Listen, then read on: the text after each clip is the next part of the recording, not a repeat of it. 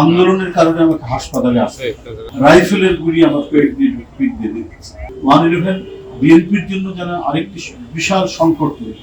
16-17 বছর আবার আন্দোলন সংগ্রাম, সে ছাত্র দল করতো, এই কারণে মামলা করে তার চাকরি ফেরত দিতে হয়েছে অথবা এইভাবে পেন্ডিং এ থেকেছে, কিন্তু বিচ্যুত হয়নি ন্যূনতম। একটা নিবিড় সম্পর্ক ড্যাবের সাথে ডাক্তারদের, সেটা ছাত্র জীবন থেকে।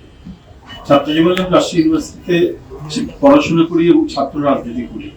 এরশাদ বিরোধী আন্দোলন তখন তুঙ্গে, এবং এই তুঙ্গে অবস্থায় মাঝে মাঝেই আশ্রয় নিতাম মেডিকেল কলেজে। মেডিকেল কলেজের ছাদ থেকে শুরু করে রুমে থাকতাম, কিন্তু ছাদের কাছে অনেক কাজ করতাম। যাই হোক, মানে একটা নিবিড় সম্পর্ক ডাক্তারদের সাথে, এবং এটা আজও পর্যন্ত মানে বজায় থেকে গেছে কোনো না কোনো ভাবে। এখান থেকে মানে বেরিয়ে আসা, বিচ্ছিন্ন হওয়ার আর কখনো সুযোগ হয়। আমাকে প্রায় আন্দোলনের কারণে আমাকে হাসপাতালে আসে, আন্দোলনে ক্ষতিগ্রস্ত হওয়ার কারণে শারীরিক। আমার পেটে মানে এই শর্ট গান, একবারই রাইফেলের গুলি আমার পেট দিয়ে দিয়েছে। মানে এটার কারণে আজও আমাদের ভুগতে, এটা 84 সালে 48 ঘন্টা হরতালে, দিনের মানে মাসের পর মাস হাসপাতালে আমার চিকিৎসা হয়েছে। ওই সময় যে সাহাব ভাই, এখন না ম্যাডামের ডাক্তার, টাকা নিয়ে আসে আপনাদের হ্যাঁ, সাহাব ভাই, লিটন ভাই করছেন, সবাই হচ্ছে তখন হলো ইন্টারনি ডাক্তার, ওনাদের হাতেই আমরা বেঁচে উঠেছে।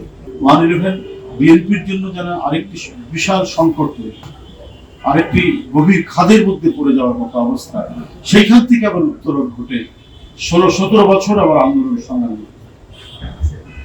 এই থাকতে গিয়ে কে হয়নি ক্ষতিগ্রস্ত?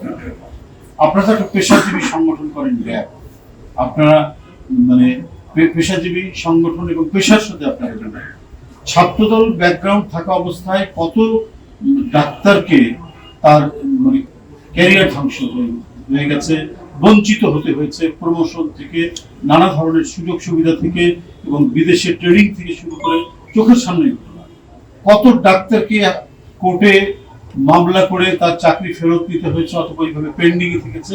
এই 5ই আগস্টের পরে হয়তো অনেকেই সেখান থেকে মুক্ত হয়েছে, অনেকের।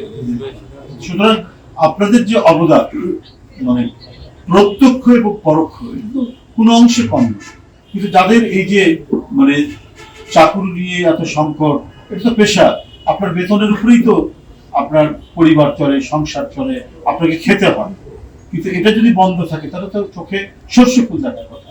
কিন্তু এরপরও আমি দেখেছি কোনো চিকিৎসককে যে সে যে একটা সংকটে পড়েছে তার রাজনৈতিক কারণে, সে ছাত্র জীবনে সে ছাত্রদল করতো, এই কারণে তার সে যখন চাকুরিরত অবস্থায় তার চাকুরি নাই, সাসপেন্ড অথবা তার প্রমোশন হচ্ছে, তার অনেক জুনিয়র তার উপরে, সে লেকচারার হয়ে আছে, সে অ্যাসোসিয়েট প্রফেসর হয়ে গেছে। তার এই ধরনের মানসিক যন্ত্রণা, শারীরিক যন্ত্রণা, ক্ষুধা দারিদ্রতা নিয়ে তারা কাজ করে গেছে, কিন্তু বিচ্যুত হয়নি